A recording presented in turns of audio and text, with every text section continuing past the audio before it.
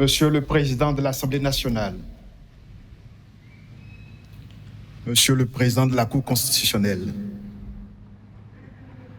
Mesdames et Messieurs les membres des institutions de la République,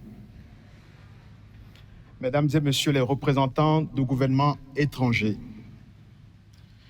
Mesdames et Messieurs les membres du corps diplomatique et les représentants des organisations internationales, chers invités, mes chers compatriotes, en cet instant où le peuple béninois me confie la charge suprême de conduire notre nation, j'éprouve un sentiment profond de reconnaissance et de gravité. Je mesure l'honneur qu'il m'a fait le 12 avril dernier en sortant massivement accomplir son devoir citoyen. Je mesure surtout la responsabilité qui en découle. Car il est dans la vie d'une nation des moments où une élection dépasse le choix d'un homme pour devenir le choix d'une direction, le choix d'une méthode et le choix d'une ambition partagée. Mes chers compatriotes, au cours des 10 dernières années, le Bénin s'est profondément transformé. Les Béninois ont renoué avec le sentiment de fierté et notre pays a retrouvé le chemin du développement. Ce parcours a exigé des efforts et de la discipline. Il a imposé des sacrifices qui ont permis à notre nation de retrouver quelque chose d'essentiel, la confiance en elle-même. C'est la preuve que notre pays pouvait se réformer sans s'effondrer, que la rigueur pouvait coexister avec la justice sociale, que les institutions pouvaient être mises debout sans perdre l'âme du peuple qui les habitait. Je veux donc ici rendre hommage au président Patrice Talon qui, avec détermination, avec le courage des décisions difficiles, la constance des bâtisseurs et la capacité rare à penser le Bénin dans le temps long, a rendu cette renaissance possible.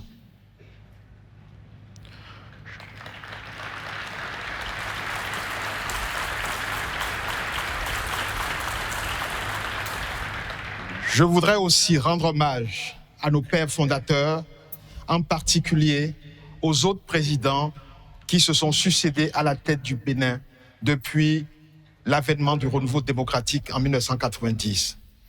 Je veux citer les présidents Nicéphore Dieudonné Soglo, Mathieu Kérékou et Boni Yahi.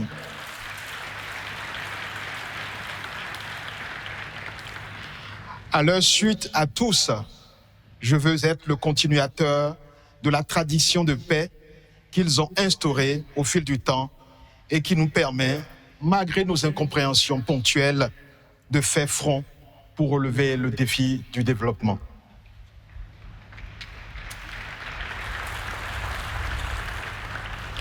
Mes chers compatriotes, après le travail de révélation et de transformation engagé, notre devoir est désormais clair. Faire en sorte que la force retrouvée par notre État se traduise plus profondément dans la vie quotidienne de chaque famille béninoise.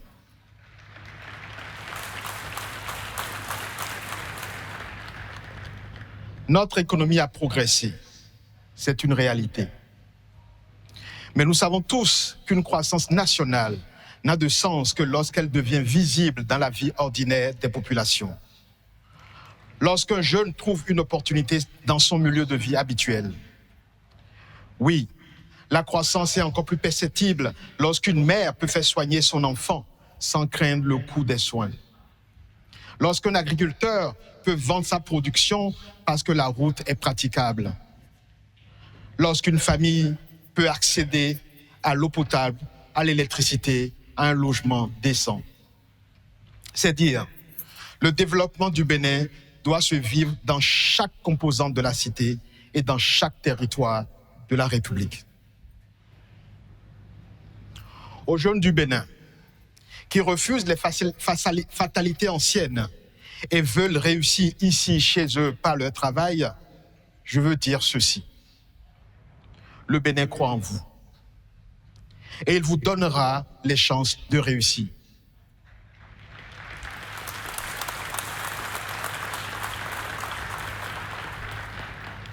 Aux femmes du Bénin qui portent silencieusement une part immense de notre économie et avancent toujours avec courage et dignité, je veux dire ceci.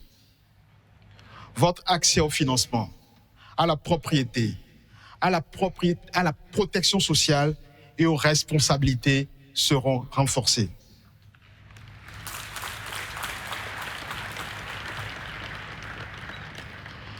Aux agriculteurs du Bénin, dont l'abnégation au travail se doit d'être davantage reconnue, je veux dire ceci.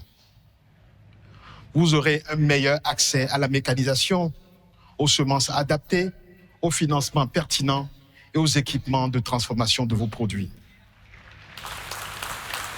Nous construirons une protection sociale agricole parce qu'une nation qui respecte celles et ceux qui la nourrissent est une nation qui se respecte elle-même.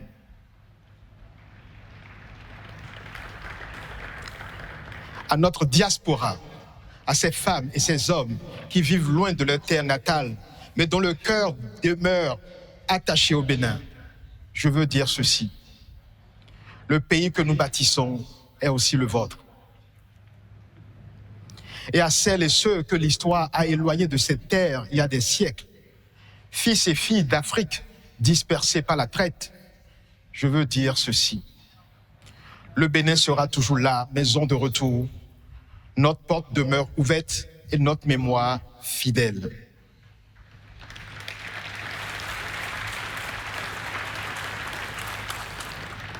Mes chers compatriotes, en prêtant serment devant la nation, je prends aussi un engagement clair, celui d'être le garant de nos institutions, de l'état de droit et des libertés fondamentales. Car la force d'une démocratie se mesure à la confiance que ces institutions inspirent aux citoyens, à la justice de la République qui leur garantit l'équité de ses règles et la protection effective de ses droits. Cela sera d'autant plus important que notre région vit une période de tension grave avec le terrorisme qui progresse. Mais je peux vous rassurer, le Bénin ne cédera ni à la peur, ni au relâchement.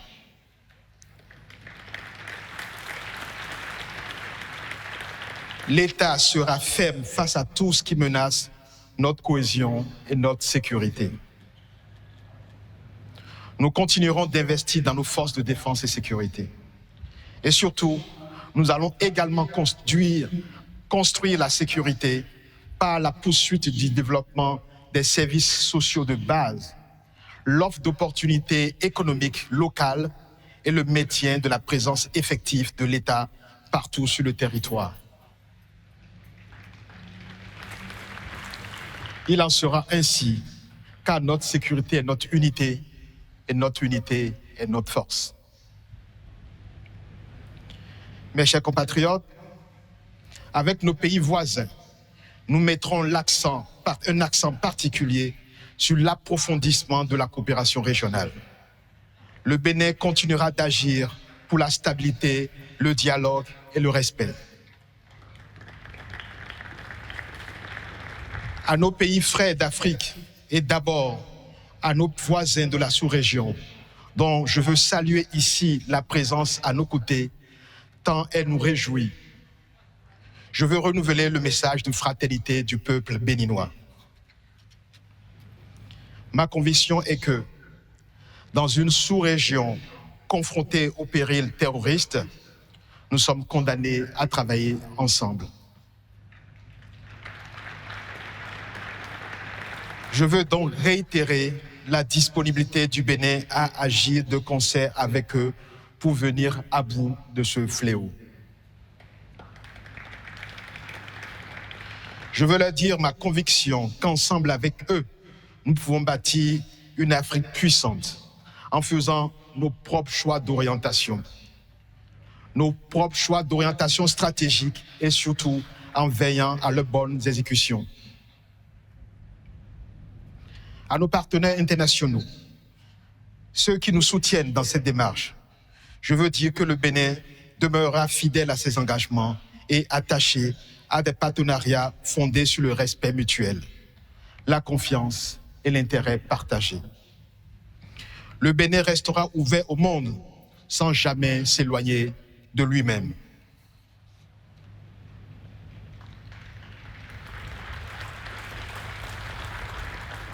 Mes chers compatriotes, la tâche qui s'annonce et qui nous incombe collectivement est grande. Je n'ai cependant pas de doute quant à notre capacité à relever le défi. Je suis persuadé que, comme nous l'avons fait ces dernières années, pour hisser le Bénin au niveau où il se trouve actuellement, nous saurons encore nous mobiliser et nul ne sera de trop sur ce chantier pour prolonger notre belle épopée.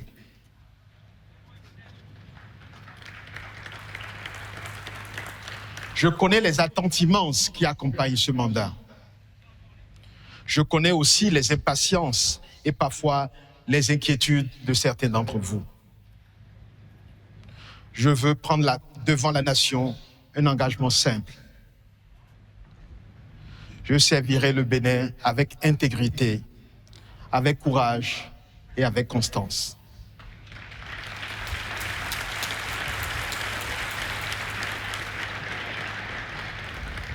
Je servirai avec la conscience permanente que le pouvoir n'est jamais un privilège personnel.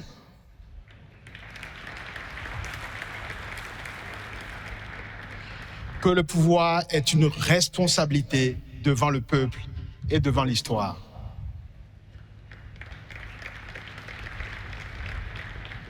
En ce jour, je formule un vœu pour notre nation. Que le Bénin demeure libre. Que le Bénin se tienne debout, toujours plus haut.